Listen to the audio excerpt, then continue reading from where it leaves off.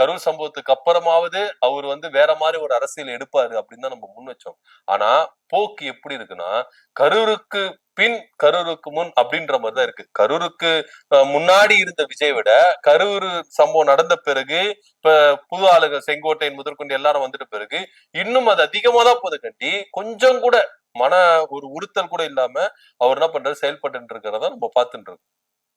இல்ல, நீங்க கரூர் சம்பவத்துக்கு நான் இதை வேற கோணத்துல சொல்ல விரும்பல, சொல்றதுக்காக தான் சொல்றேன். கரூர் சம்பவத்துக்குமே இது ஒருவேளை இவங்க காரணமா இருக்குமோ, ஒருவேளை இவங்க காரணமா இருக்குமோன்னு எல்லா பக்கமும் விசாரணை நடந்துட்டு இருந்துச்சு. மத்திய அரசுல இருந்து விசாரணை செய்வதற்கான ஆணையம் வந்துச்சு. அவங்களும் விசாரணை பண்ணிட்டு தான் இருக்கிறாங்க. அதுக்குள்ள என்ன நடந்துச்சுன்றது ஒண்ணு விஜய்க்கு தெரிஞ்சிருக்கலாம், ஒண்ணு அங்க இருக்கக்கூடிய மக்கள், இன்னும் சொல்ல போனா அங்க இருந்த மக்கள் கொடுத்த பேட்டியே 4 வகையா இருந்துச்சு. இங்க இது நடக்கவே இல்லைன்னு ஒரு சிலர் பேசணும். எதுக்கு பேசணும்னு தெரியல. இல்ல, நான் சொல்லி முடிச்சேன். ஒரு சிலர் இவங்களுக்கு சாதகமா பேசுறான், ஒரு சிலர் அவங்களுக்கு சாதகமா பேசுறான், ஒரு சிலர் நான் இங்க இல்லவே இல்லன்ட்டு ஆனா இங்கதான் இருந்திருக்கான், ஒரு சிலர் நான் இங்க இல்லவே இல்லன்ட்டு பேசுறான். அப்படி இருக்கும் இத்தனை சூழலுக்கு மத்தியில நீங்க இந்த கரூர் சம்பவத்தை மட்டும் முன்வைக்கிறதுக்கான காரணம் அந்த 41.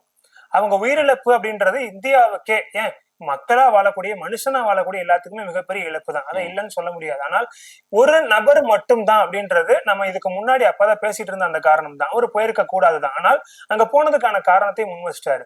அரசியல் ரீதியா பாக்கணும்னா கரூருக்கு முன்னாடி பின்னாடின்னு பிரிச்சு பேசுறதுக்கான காரணம், கரூருக்கு முன்னாடி ஒரு எதிர்பார்ப்புலையும் ஒரு ஆர்வத்திலையும் சில செயல்கள் செஞ்சாருதான். சம்பவத்துக்கு அப்புறமா ஒரு அனுபவம் மிக்க ஒரு நபர் நமக்கு வந்துட்டாருப்பா, இதுக்கு மேல பயம் இல்லையோன்ற எண்ணம் இருக்குதா அப்படின்றது அனுபவம் இல்லையே. நான் சொல்றது செங்கோட்டையனை முன் வச்சுதான். ஒருவேளை அவர் பாத்துக்குவாருன்ற எண்ணத்துல அவர் ஒதுங்குறாரோ அது அவரு தான் தெரியும். ஆனால் இப்பவும் சொல்றேன், நீங்க சொன்ன அதே வார்த்தை தான், இப்ப நீங்க சொல்லி முடிச்ச வார்த்தை தான். இப்பயும் காலம் கெட்டு போகல, காலம் கடந்து போகல. இன்னும் நீங்க சொன்ன மாதிரி 4 மாசம் தான். 4 மாசம் இருக்குன்னு அவர் நினைச்சாலும் சரி, அரசியல் அனுபவம் மிக்கவர்கள் வெறும் 4 மாசம் சாதிச்சிட முடியும் நினைச்சாலும் சரி, இந்த 4 மாதங்கள்ல மாற்றம் இருந்தாலும் அரசியல்ல மிகப்பெரிய மாற்றமும் ஏற்படலாம்.